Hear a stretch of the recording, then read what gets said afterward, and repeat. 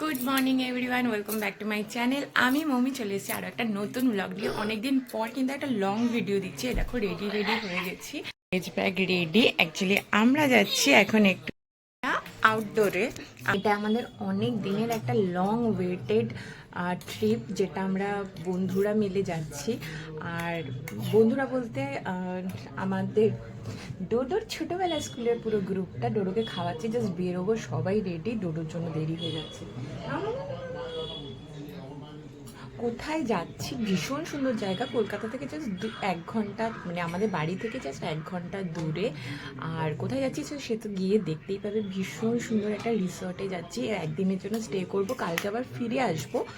তো ভিডিওটা পুরো দেখো, ভালো লাগলে একটু লাইক আর কমেন্ট অবশ্যই করে দিও। আর চ্যানেলে যদি তোমরা নতুন হয়ে থাকো, একটু চ্যানেলটাকে সাবস্ক্রাইব করে দিও।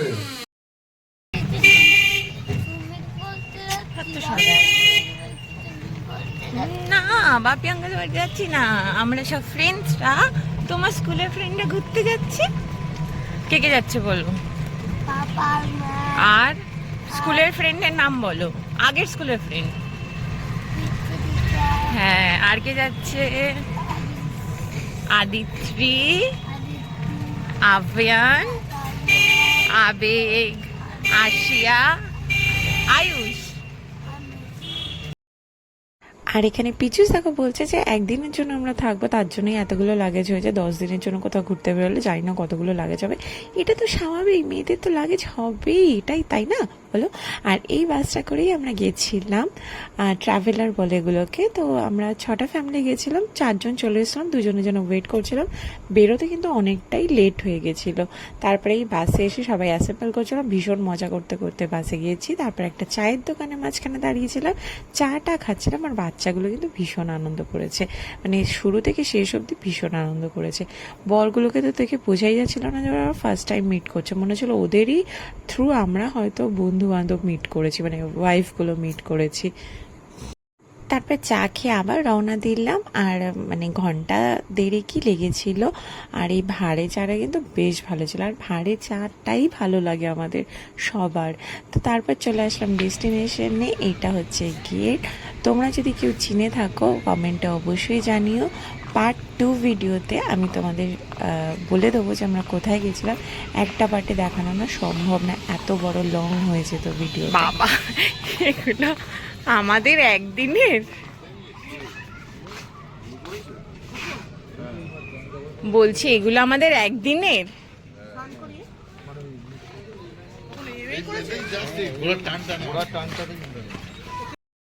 রিসর্টের চারিদিকটা ভীষণ সুন্দর লাগছিল, পুরো সবুজে ভরা।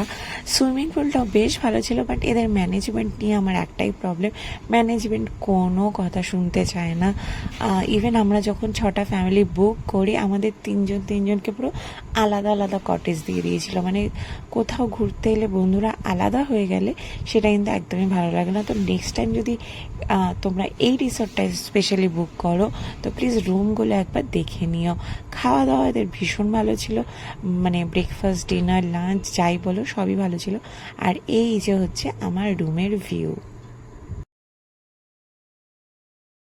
গেছি, অনেক দেরি হয়েছে আসতে, কারণ আমরা অনেকটা রাস্তা থেমে থেমে এসেছিলাম। বাচ্চাগুলো যেহেতু একটু তো অসুবিধা হবে, বাট লোকেশনটা দেখো, জাস্ট ওয়াও, যে এত সুন্দর।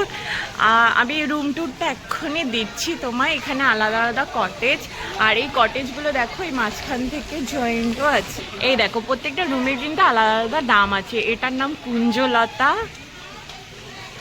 আর আমরা যে রুমটায় আছি এর নাম হচ্ছে পারুললতা, সরি। তো চলো রুমটা দেখিয়ে দিই একবার।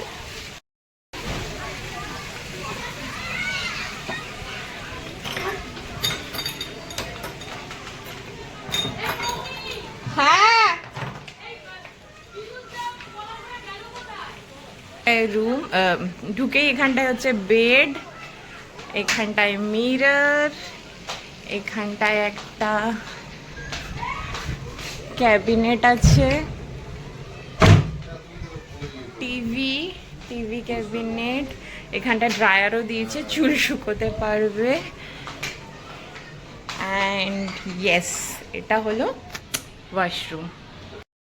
চলো এখন অফ হচ্ছি, চেঞ্জ করব, চেঞ্জ করে পুলে যাব। তো পুলের জন্য একটু চেঞ্জ করি, দেন তারপরে আবার অন হচ্ছি। আমরা পুলের জন্য রেডি হয়ে গেছি, আর এখন যাচ্ছে যে পুলে। ফোন নিয়ে যাবো না, তাই দেখাতে পারবো না যে ফোন পুলে কি কি আনন্দ করছি, বাট হ্যাঁ যেরকম হয় স্নান তো করবো, প্রচুর আনন্দ করবো। তো এসে আবার তারপরে অন হচ্ছি, ততক্ষণের জন্য টাটা।